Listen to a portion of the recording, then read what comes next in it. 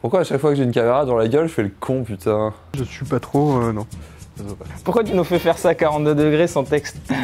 Avant, j'utilisais... Putain, j'ai bugué. Blablabla.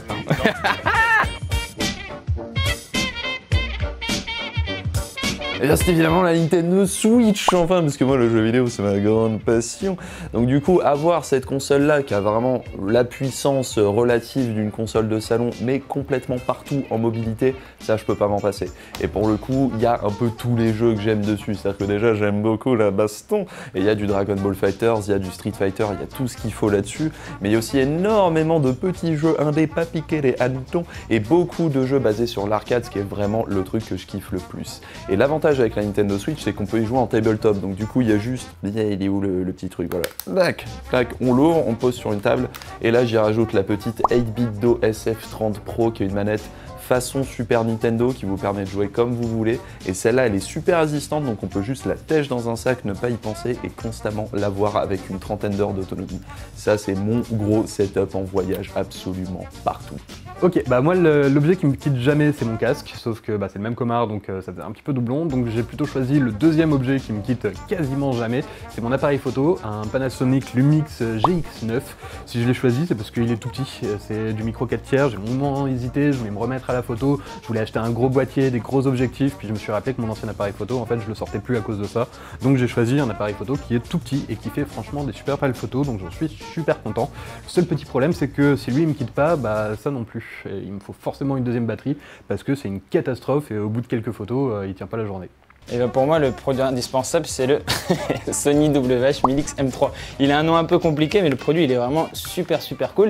Alors, au-delà du fait qu'il propose une qualité audio vraiment super chouette, c'est vraiment la réduction active du bruit que je surkiffe. Par exemple, moi, je habite à Paris et je prends la ligne métro 8 qui, sur une portion, vraiment une grosse portion, ça fait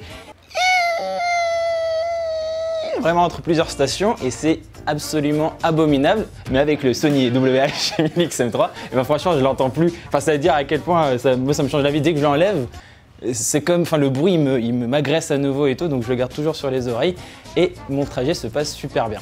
Alors, même si c'est un très chaud l'été avec ses coussinets, c'est le Bose QC35-2 qui est le meilleur casque sans fil du monde, quoi qu'en disent les autres. Il est simple, il est facile d'accès, j'ai juste appuyé sur un bouton. L'application est un peu pourrie, mais par contre le son est nickel. En gros, on le connecte au téléphone et ça fonctionne très bien, la réduction de bruit est géniale. C'est parfait pour la musique et surtout pour les podcasts en fait, où on n'a plus à se poser de questions, savoir s'il y a trop de bruit aux alentours ou pas. C'est le Pixel Stand de Google. Il n'est pas encombrant, mais avant j'utilisais jamais la charge sans fil et j'avoue que depuis que je l'ai, j'utilise que ça. Je le pose sur mon bureau avec mon téléphone dessus, du coup je vois bien les notifs, les mails qui passent. C'est l'un des rares chargeurs sans fil qui est beau. C'est pas un galet tout noir avec des fils qui dépassent de partout.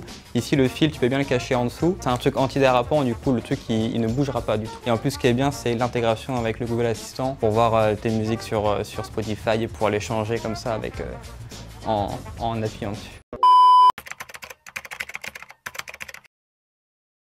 Ah, on blâme la technologie. Exactement. Savez-vous ce qui peut empêcher de blâmer la technologie?